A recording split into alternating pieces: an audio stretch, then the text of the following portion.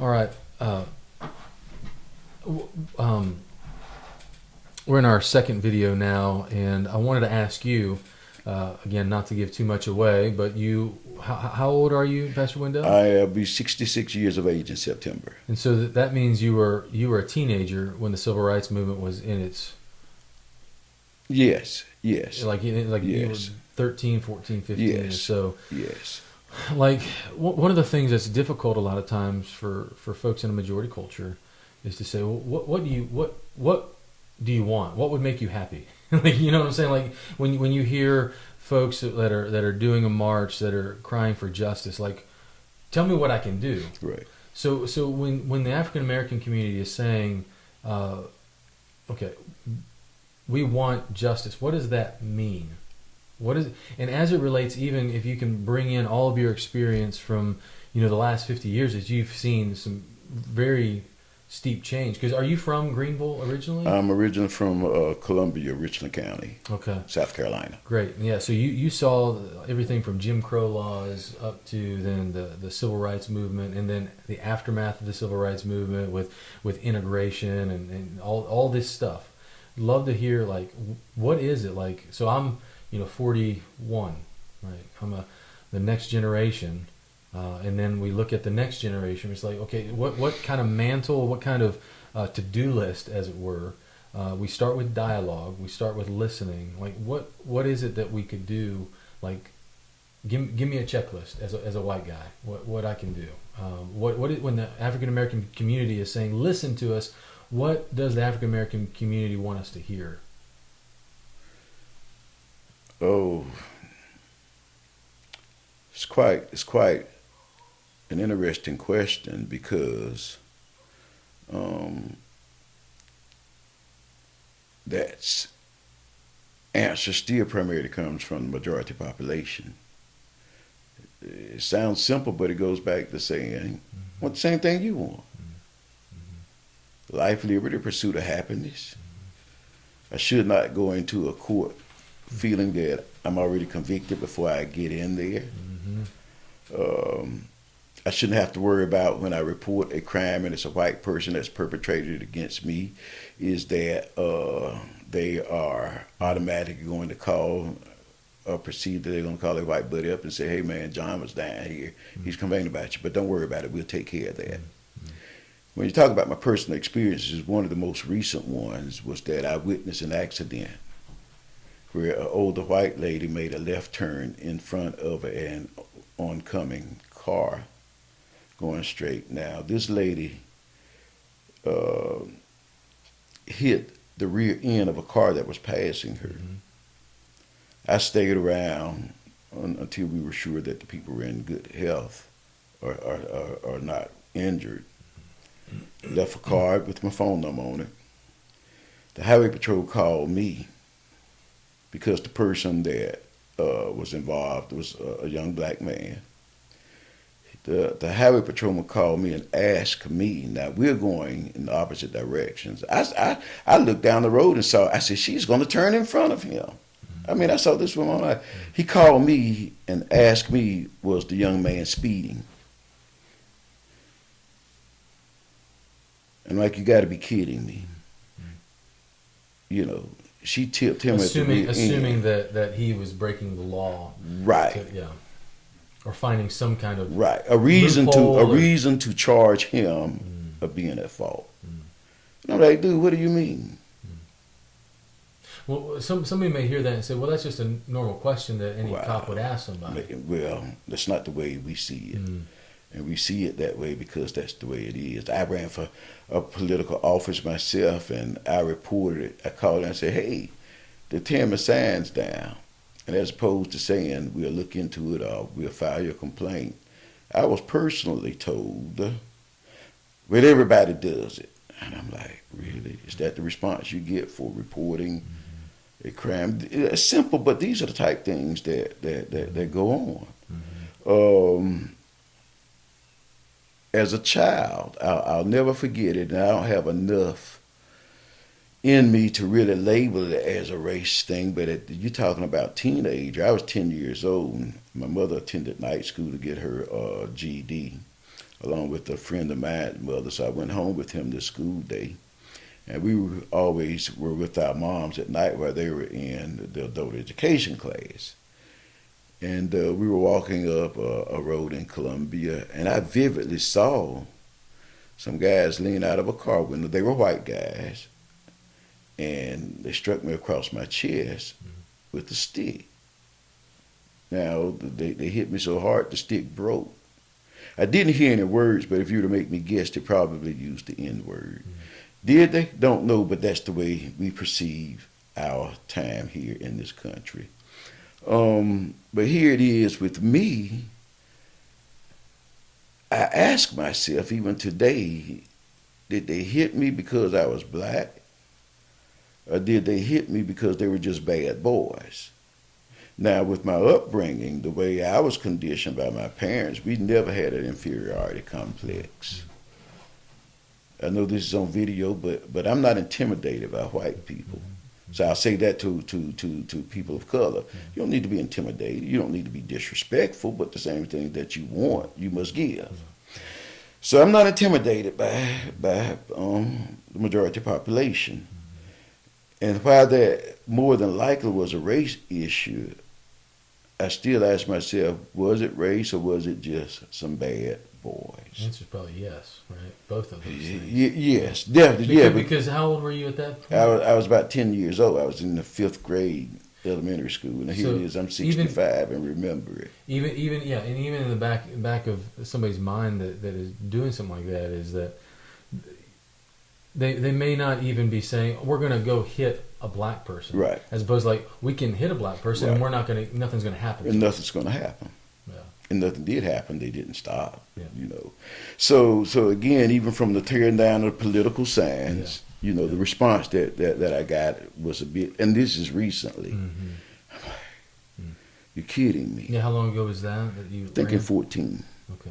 Yeah. Now, somebody may say, what, you want us to just handle you with kid gloves? I mean, like, people are going to rip down signs. Like, what would you say? That is what they say, but we have been programmed to ask, is that what you would say if it were reversed?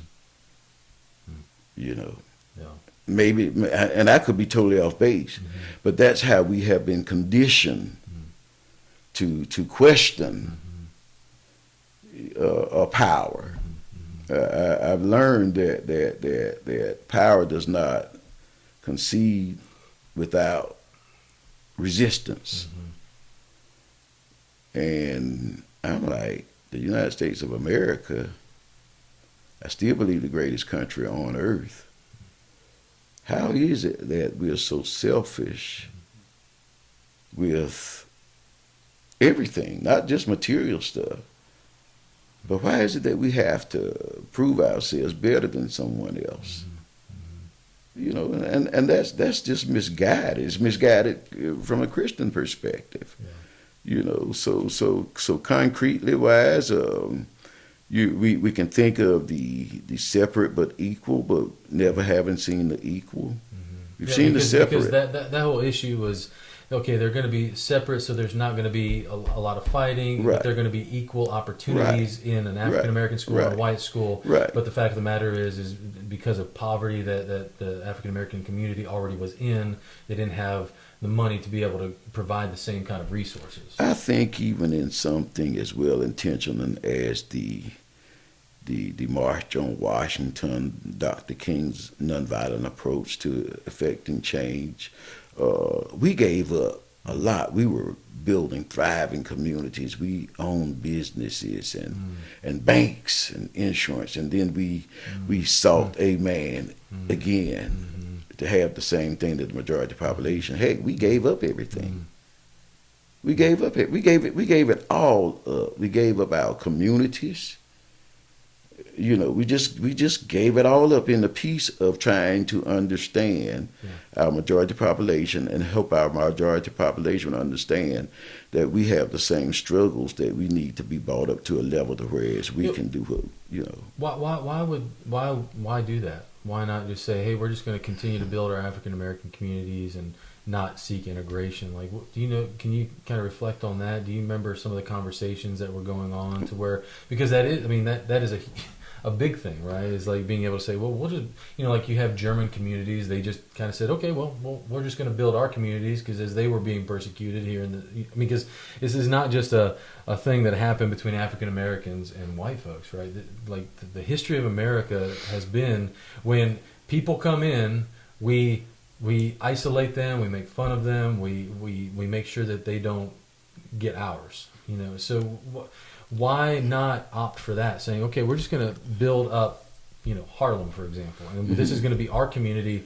And like, what was that? I think you hinted at a little bit of just wanting to just understand and be a part of the majority community. But can you reflect on that a little bit? Just to help us Well, understand? it's not much to reflect on other than we were duped again. Like I say, gave up everything.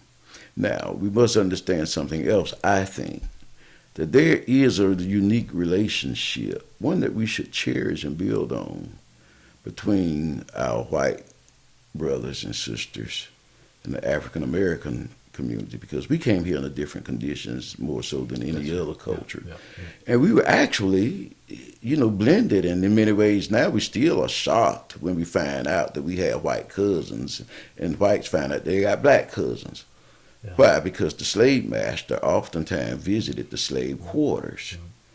But our relationship should be as unique and as powerful than any relationship that exists in the world.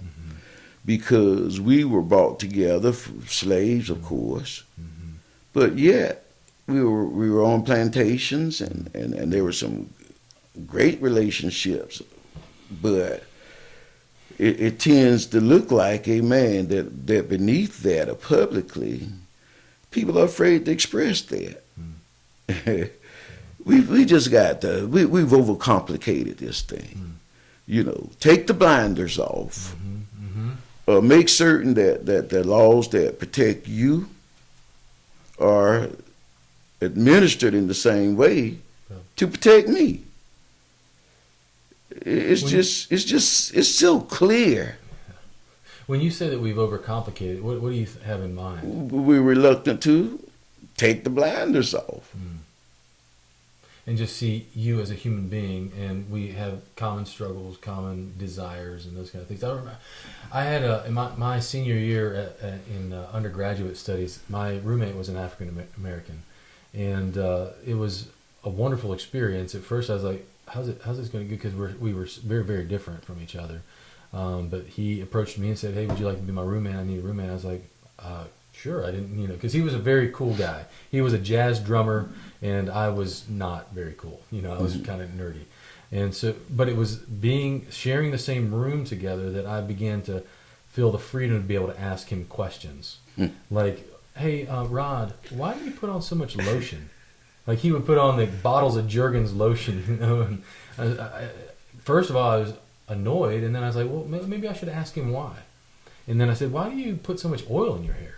He said, "Well, if I don't put on the lotion, my skin gets ashy, and then that is not a good thing. You scratch, it just gets really dry. And if I don't put this in my hair, then it will break." And those are things that I don't think about. Notwithstanding, I don't have any hair, but I don't worry about lotion and those.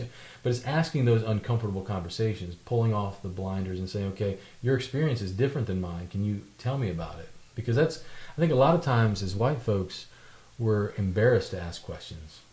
Like, why, and also being able to say there are differences. Can we just ask the questions? I mean, like, if I were to ask you just the questions that I have as a majority culture person, like, I can a lot of times be scared that, well, this is going to sound racist if I ask him why he puts on so much lotion. You know what I'm saying? Like I don't know, like, how a white person can open up a conversation like that without appearing, especially in our current moment, as a racist. Like, what, you saying I'm different than you? Like, just, can you help me, help white folks in saying we can talk about these things and it doesn't have to be awkward. What's funny, and I apologize, Matt, You're fine. for telling you it's funny, but I listened. I listened to the example you gave Yeah. me, Yeah. and I'm like, really?